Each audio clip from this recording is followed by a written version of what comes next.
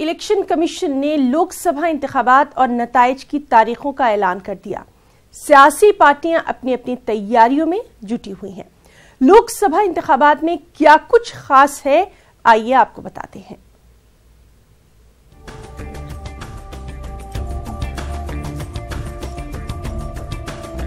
Election commission ने लोकसभा इंतखाबात की तारीखों का ऐलान कर दिया है। ये इंतखाबात 7 मरहलों में कराए जाएंगे। पहला मरहला 11 अप्रैल, 20 रियासतें, 91 सीटें। दूसरा मरहला 18 अप्रैल, 13 रियासतें, 97 सीटें। तीसरा मरहला 23 अप्रैल, 14 रियासतें, 115 सीटें। चौथा मरहला 29 अप्रैल, 9 रियासतें, 71 सीटें। पांचवा मरहला 6 अप्रैल, 7 रियासतें, 91 सीटें। छठा मरहला 12 मई, 7 रियासतें, 59 सीटें। सातवां मरहला 19 मई, 8 रियासतें, 59 सीटें। किस रियासत में लोकसभा की कितनी सीटें हैं, आइए जानते हैं। उत्तर प्रदेश में 80, महाराष्ट्र में 48, मगरबी बंगाल में 42, बिहार में 40, तमिलनाडु में 39, मध्य प्रदेश में 29, कर्नाटक में 28, गुजरात में 26, आंध्र प्रदेश में 25, राजस्थान में 25, उड़ीसा में 21, केरल में 20, तेलंगाना में 17, आसाम में 14, झारखंड में 14, पंजाब में 13, छत्तीसगढ़ में 11, हरियाणा में 10, दिल्ली एनसीआर में 7, जम्मू कश्मीर में 6, उत्तराखंड में 5, हिमाचल प्रदेश में 4, अरुणाचल प्रदेश में 2, गोवा में 2, मणिपुर में 2, मेघालय में 2, त्रिपुरा में 2, मिजोरम में 1, नागालैंड में 1, सिक्किम में 1, अंडमान निकोबार में 1, चंडीगढ़ में 1, लक्षद्वीप में 1, पुडुचेरी में 1, दादर और नागर हवेली में 1, दमन और दीव में 1। 20 रियासतों और मरकज के जेर इंतजाम इलाकों में एक ही मरहले में इंतखाबात होंगे।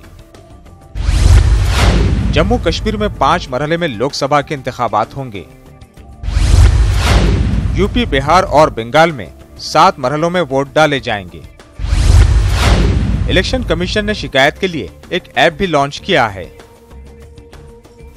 इंतखाबी जंग के ऐलान के साथ ही इंतखाबी ज़ाब्ते अखलाक नाफिज हो गया है।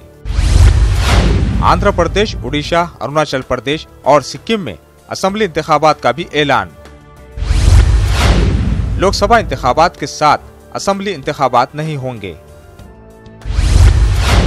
सभी मराकिज पर वीवीपैट का इस्तेमाल होगा और 23 मई को वोटों की गिनती होगी। इलेक्शन कमीशन के ऐलानात क्या क्या हैं, आइए जानते हैं। ईवीएम पर उम्मीदवारों की तस्वीर लगी होगी। ईवीएम सरगर्मी की जीपीएस तकनीक होगी।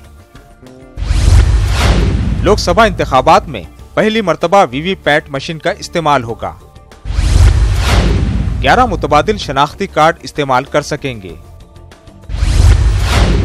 रात 10 बजे से सुबह 6 बजे तक लाउड स्पीकर नहीं बजेंगे और सोशल मीडिया के लिए गाइडलाइन होगी। Bureau report, news 18 Urdu. Kolkata के मेयर और टीएमसी लीडर फरहाद हकीम ने लोकसभा इंतखाब की तारीखों के ताल्लुक से बयान दिया। उन्होंने कहा कि इलेक्शन कमीशन की हम इज्जत करते हैं, लेकिन रोजे की हालत में लोगों के लिए हक़ राय दही का इस्तेमाल करना जरा मुश्किल हो जाएगा।